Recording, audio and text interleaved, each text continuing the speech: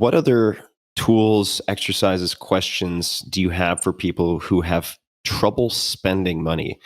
And now that might sound strange, but ultimately, money is this piece of symbolism that we trade for something else. Yeah. Whether it's a feeling or an experience, which is usually upstream of yet another feeling. You interviewed a couple, as I understand it, that saved millions of dollars, but they seem unable to enjoy it. Yeah. They have not had a vacation in the last decade, Yeah. right? Or people who struggle over small expenses.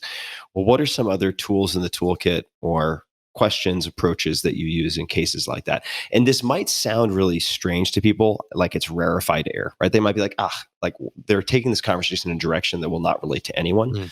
But that's, in my experience, not true. I think the developing competency and comfort with translating dollars into value, whether that is through investing or spending, which is oftentimes another type of investing, I think is a skill that you develop. I don't think anyone has it innately. Right. So this applies to many more. But since I believe you've interviewed this particular couple, what other tools do you have in the toolkit besides the $100 challenge? So first, I have a lot of compassion for them because everybody teaches us how to save, but nobody teaches us how to spend.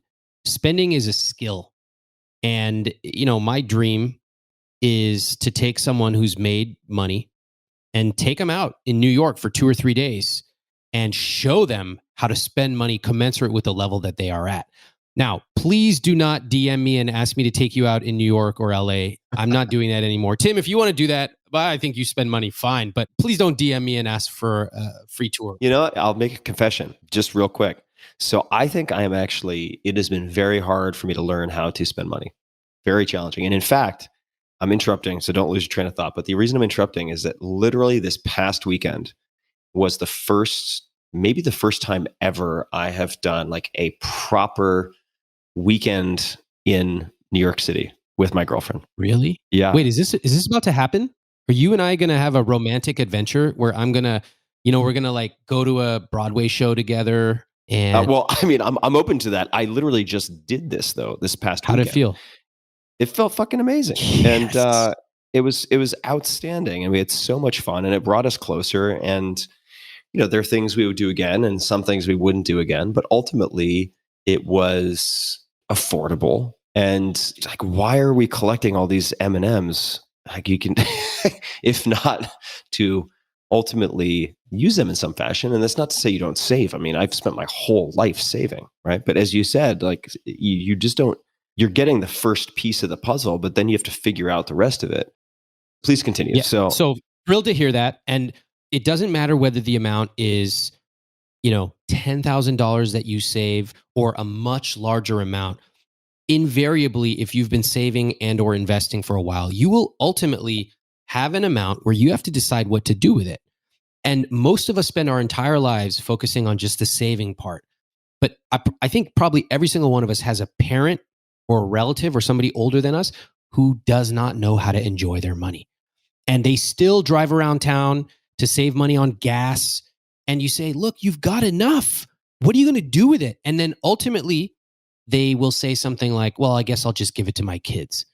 Your kids don't want the money. They want you to have a good life. They want you to spend it on the things you love. And so that's why I'm so passionate about this. In fairness, some of the kids want the money. But a lot of kids also want their parents to have a great life. Okay, fair. I did not make an allowance for those people. They're like counting the clock.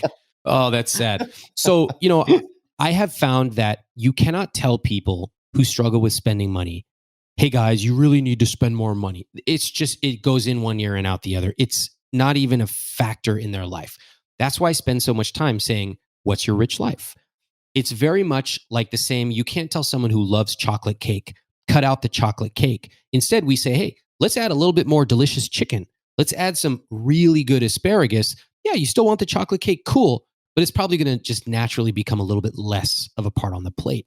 So when I talk about their rich life, when I understand the texture, the color, I don't want them to say travel.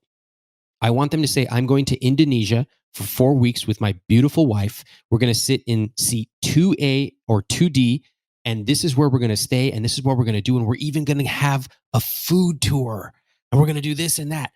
Now it's vivid enough that they get excited about it. I also use the stick where I say, okay, right now you're 38 years old. This was a couple that I spoke to, and I said, by my calculations, by the time you're in your 60s, you will have over $26 million. When are you going to start spending your money? And they looked at each other, and he goes, well, probably when I retire. And I just point blank said to him, I don't believe you. Do you believe him?